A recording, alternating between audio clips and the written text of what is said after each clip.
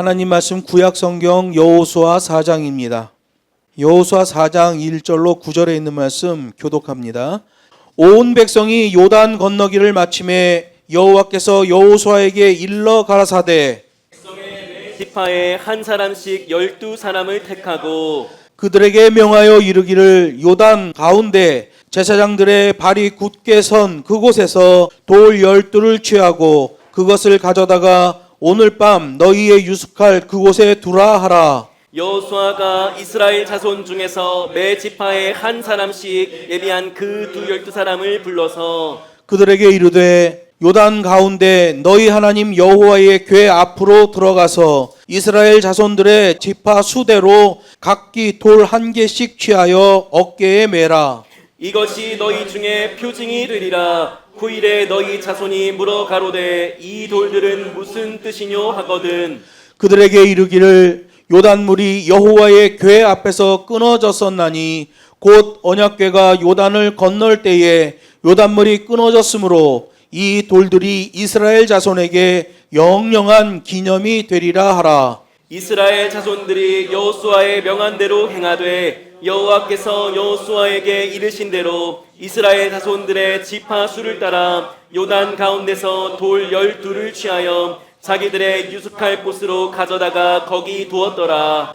여호수아가 또 요단 가운데 곧 언약궤를 맨 제사장들의 발이 선 곳에 돌 12를 세웠더니 오늘날까지 거기 있더라. 아멘. 본문 말씀을 가지고 감사의 기념비를 세웁시다라는 제목으로 하나님 말씀을 증거하겠습니다. 우리나라에 그런 속담이 있어요. 호랑이는 죽어서 가죽을 남기고 사람은 죽어서 이름을 남긴다라는 말이 있습니다. 뭔가 값진 것을 남긴다는 것이죠. 이스라엘 민족은 이 말처럼 애굽에서 탈출해 홍해를 건넜을 때 그때 찬양으로 여호와를 기념합니다. 본문처럼 40년의 긴 광야 생활을 하고 요단강을 건넌 후에 이스라엘 지파의 숫자대로 12개의 돌로 기념비를 세우는 것을 보게 돼요.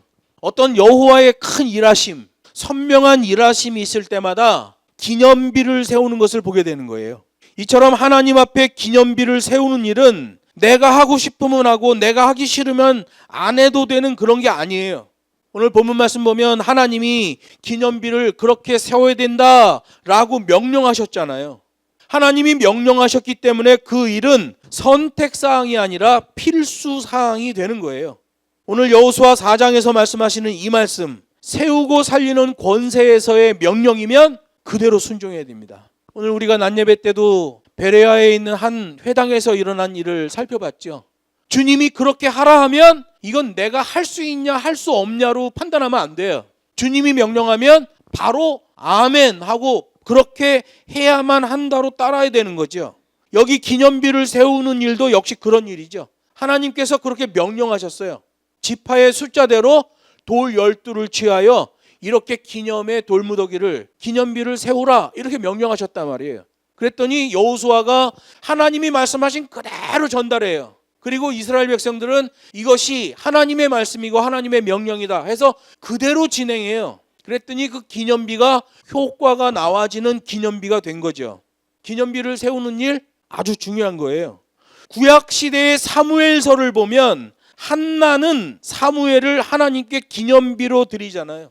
자식이 없어요. 눈물로 일생을 보냅니다. 근데 이 여인이 하나님께 기도해요. 하나님께서 사무엘을 주셔요. 그랬더니 이 사무엘을 완전히 하나님께 바쳐버려요. 돌을 쌓아서 만든 기념비가 아니라 자기 아들 자체를 감사의 기념비 삼는 것을 보게 되는 거예요. 구약시대의 야곱을 보면 베델에서 하나님께 영광의 기념비를 세웁니다. 그래서 여러분 성경에서 기념비를 세운다라는 의미는 희생과 감사 그리고 하나님께 대한 영광을 말하는 거예요. 출애굽시켰다. 찬양의 기념비. 하나님께 영광을 돌리는 거죠. 40년 광야 생활을 마치고 이제 요단강을 건너 팔레스틴 땅으로 들어가게 하신다. 하나님의 약속이 성취되잖아요. 그때 감사의 기념비를 세우는 거예요. 이런 개념에서 우리도 이 시대를 살아가면 내 인생의 기념비를 세워야 된다는 거예요. 그러면 우리의 기념비는 언제 세울까요? 구원의 백성이라는 사실을 알게 되었을 때, 또는 성령을 체험했을 때, 하나님의 특별한 은총을 체험했을 때, 응답되었을 때, 어떤 특별한 기적 같은 일을 체험했을 때 우리들도 감사한 마음으로 하나님 앞에 기념비를 세우고 기억해야 돼요. 그리고 내가 하나님께 서원한 일이 있다. 내가 하나님 이렇게 하겠습니다. 서원을 했던 적이 있다. 근데 그 일이 이루어졌다. 그러면 감사의 기념비를 세워야 돼요. 여러분, 그래서 우리 기독교인들은 뭔가를 기억한다는 게 중요한 거예요. 하나님이 뭐라고 말씀하셨냐를 기억해야 돼요. 그리고 하나님이 하신 일을 기억해야 돼요. 그러면 그 인생은 흐름이 있는 인생이 되어지는 거예요. 우리들도 이렇게 감사한 마음으로 기념비를 세워야 된다. 이스라엘 민족이 그렇게 기념비를 세웠는데 그것은 영적으로 보면 어떤 일일까요? 고난의 끝이죠. 이스라엘 백성들이 광야 생활 40년 했습니다. 이제 요단강을 건너가면 하나님이 약속한 가나안 복지의 땅이에요. 고난의 끝이죠. 방황의 끝이죠. 불행의 끝이에요. 기념비는 그런 의미예요. 내가 어떤 일 가운데 하나님의 인도하심, 하나님의 증거를 보고 감사의 기념비를 세웠다. 몇 월 며칠 어느 일로 내가 하나님께 이런 은혜를 입었다라는 걸 꼭 기억하세요. 그리고 메모해 놓으세요. 그리고 힘들고 어려울 때마다 그 메모를 보고 하나님의 일을 기억하는 거예요. 이 기념비의 축복에 대해서 성경은 사무엘상에서도 아주 정확한 말씀을 보여주셔요. 여러분, 사무엘이 어떤 사람입니까? 사무엘 직전에 어떤 시대예요? 사사시대잖아요. 사사시대는 길게는 380년까지 봅니다. 380년 동안 이스라엘 백성들에게 많은 사사들을 순차적으로 보내주셔요. 사사들을 보내주시는 이유는 이스라엘이 자꾸 곁길로 가는 거예요. 계속 하나님 앞에 불순종하는 거예요. 그러면 사사를 보내서 하나님이 이스라엘 백성들을 회복시키셔요. 그리고 얼마 지나면 또 타락하는 거야. 그럼 하나님이 또 사사를 보내셔요. 이런 식으로 사사시대는 계속 죄가 반복되는 시대예요. 기간으로는 380년, 어마어마한 기간이죠. 그런데 그 사사시대가 이 사무엘이라는 사람을 통해서 정리가 돼버립니다. 사무엘이라는 사람이 나오고 나서 사사시대가 정리되고 왕정시대가 시작되는 거예요. 이 사무엘이 그만큼 중요한 입장에 있던 사람이에요. 사사시대를 정리해버린 사람이에요.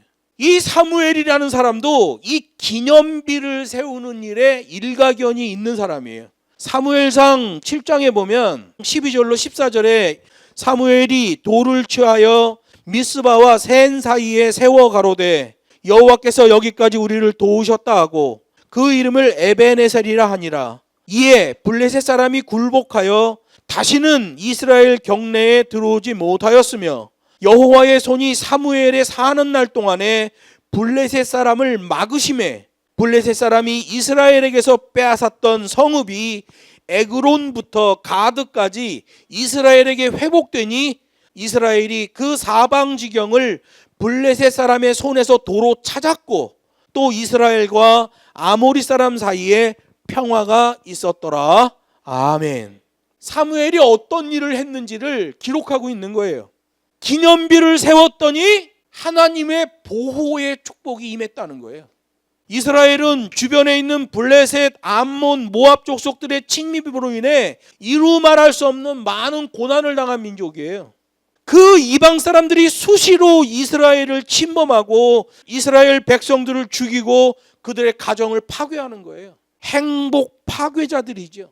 이스라엘 사람들의 인생을 꺾어버리는 사람들이에요. 그런 상황에서 사무엘이 미스바와 센 사이에 이스라엘 백성들을 모았습니다. 그리고 금식하며 기도하게 했어요. 그리고 제일 중요한 것은 거기서 법과 식대로 하나님께 번제의 제사를 드렸다는 거예요. 그래서 여기 사무엘상 7장 9절에 사무엘이 젖 먹는 어린 양을 취하여 온전한 번제를 여호와께 드리고 이렇게 돼 있어요.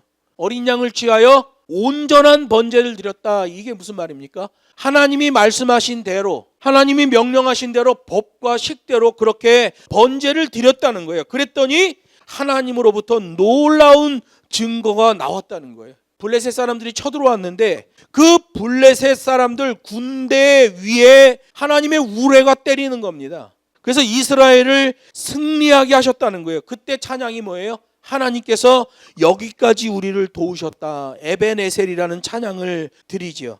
사무엘상 7장 13절이 그걸 말해요. 이에 블레셋 사람이 굴복하여 다시는 이스라엘 경내에 들어오지 못하였으며 여호와의 손이 이스라엘에 사는 날 동안에 블레셋 사람을 막으심에, 이렇게 돼 있어요. 보호의 축복이 임하는 거예요. 제대로 된 기념비를 세우니 여호와의 보호하심이 드러났다는 거예요. 사무엘이 살아있는 동안에는 블레셋이 이스라엘을 침범을 못했다는 거예요. 그렇게 수시로 공격하고 사람들 죽이고 행복을 꺾어버리던 그런 블레셋 사람들이 사무엘이 있는 동안에는 들어오질 못했다는 거예요. 왜? 사무엘은 기념비를 쌓는데 일가견이 있는 사람이에요. 엄마가 사무엘을 낳은 다음에 사무엘 자체를 기념비로 드려버리잖아요. 사무엘 자체도 하나님 앞에 기념비를 쌓는데 일가견이 있는 사람이에요. 세상에는 많은 문제와 많은 함정이 있어요. 그것을 해결하려고 사람들이 여러 방법을 쓰지만 제일 좋은 방법은 하나님의 법과식입니다. 블레셋이 쳐들어왔어요. 지금 이스라엘이 또 위기 상황이에요. 그런데 하나님 앞에 기도하고 기념비를 쌓는 사무엘이 나타나는 거예요. 그랬더니 여호와의 보호하심이 나타났다. 여러분, 세상에는 많은 문제들이 있어요. 여러 종류의 문제들이 있어요. 내가 감당할 수 있는 문제도 있고 내가 감당하지 못하는 문제도 있어요. 제일 좋은 방법은 하나님의 법과 식대로 자세 잡으면 그게 진정한 복이 되더라는 거예요. 그래서 기념비를 세우는 것은 보호의 축복을 의미하는 거예요. 또 보니까 기념비를 세우는 것은 회복의 축복을 의미한다고도 성경이 말합니다. 에벤에셀의 하나님을 기념하는 기념비를 세우고 나니까 그동안 블레셋에게 빼앗겼었던 에그론부터 가드까지의 땅까지도 회복시켜 주셨다, 이렇게 말하는 거예요. 법과 식대로 번제하고 법과 식대로 예배하고 진정한 감사의 기념비를 세우게 되면 그동안 상실하고 있었던 것까지도 회복시킨다는 거죠.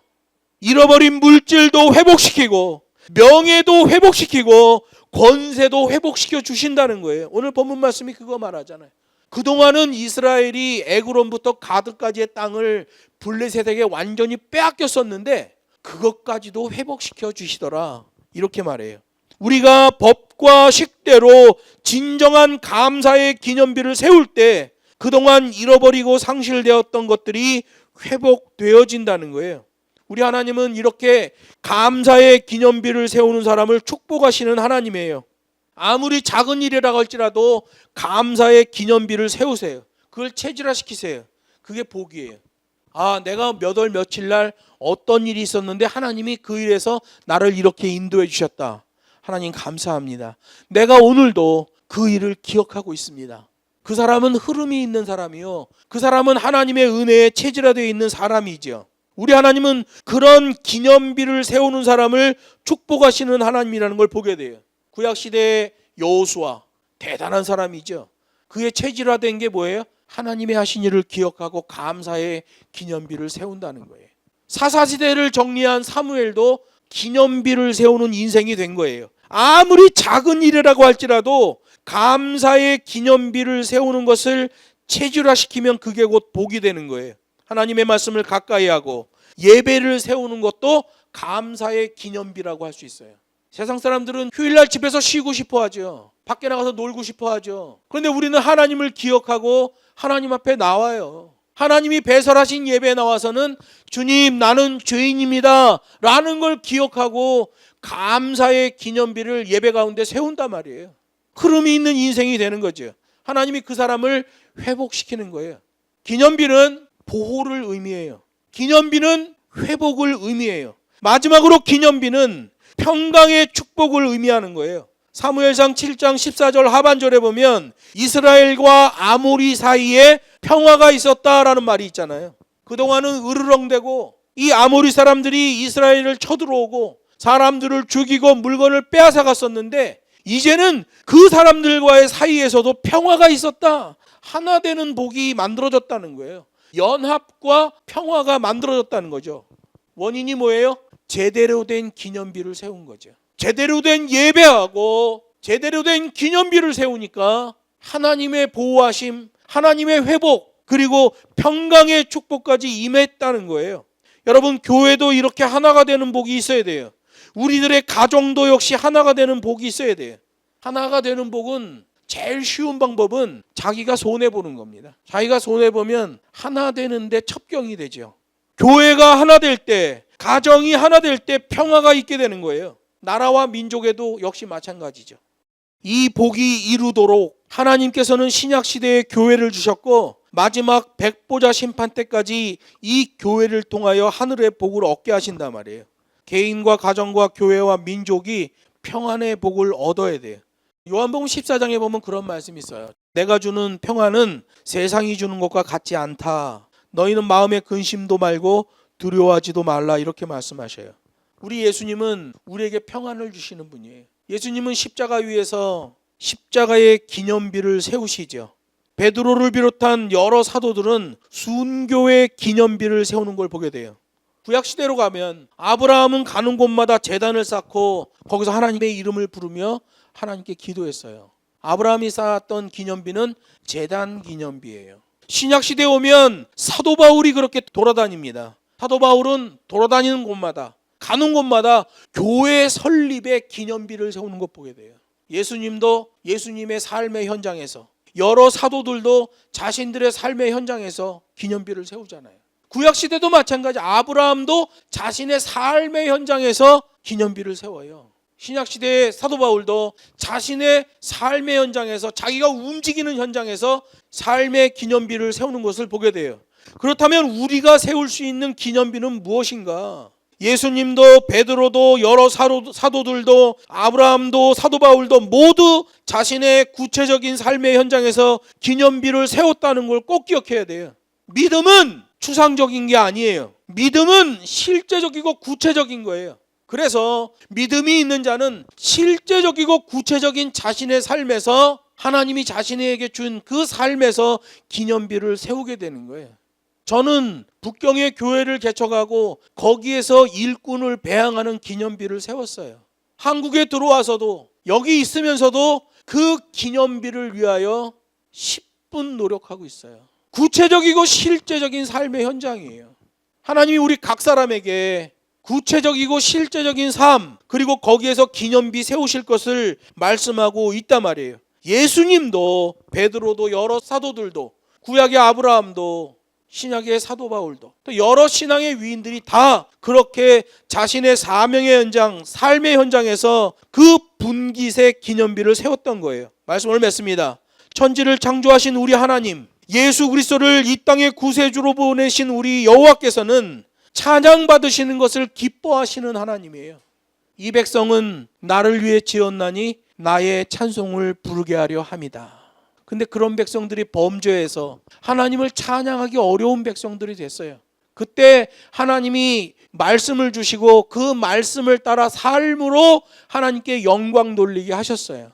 근데 성경에 보면 여호와를 찬양하는 방법이 있어요. 구약시대는 시편의 방법으로 찬양하는 거예요. 신약시대에는 시와 찬미와 신령한 노래로 하나님을 찬양하는 방법을 주셨어요. 인체 해부학이 발달하며 사람의 발성 구조를 보니까 어떻게 해야 가장 좋은 소리를 내는지를 알게 된 거예요. 요즘 노래 불러서 밥 벌어먹고 사는 사람들 보면 예쁜 소리를 내려고 합니다. 근데 우리 하나님의 찬양은 예쁜 소리가 아니에요. 우렁찬 소리입니다. 그래서 계시록의 천사들의 찬양을 보면 우렁찬 찬양이다, 이렇게 돼 있어요. 교회에서 찬양할 때는 우렁차게 찬양하는 거예요. 힘있게 찬양하는 거예요. 그때 하나님이 그 찬양으로 영광을 받으시는 거예요. 예수님이 재림하실 때 14만 4천의 동역자들이 같이 내려오는데 계시록 성경을 보면 그들이 전부 악기를 파제하고 있는 걸 보게 돼요. 요즘으로 얘기하면 이런 기타 같은 악기죠. 전부 다 이걸 메고 있는 걸 보게 돼요. 하나님이 원래 인간을 창조하실 때 받으시려고 했던 그 찬양이 회복되어지는 거예요. 이 시대의 교회들도 그 찬양이 회복돼야 돼요. 그 찬양이 회복될 때 교회는 진정한 기념비가 서는 거예요. 출애굽할 때 찬양의 기념비를 세우잖아요. 사무엘이 여호와를 찬양하잖아요. 여기까지 우리를 도우셨다, 에베네셀의 찬양의 기념비를 세우잖아요.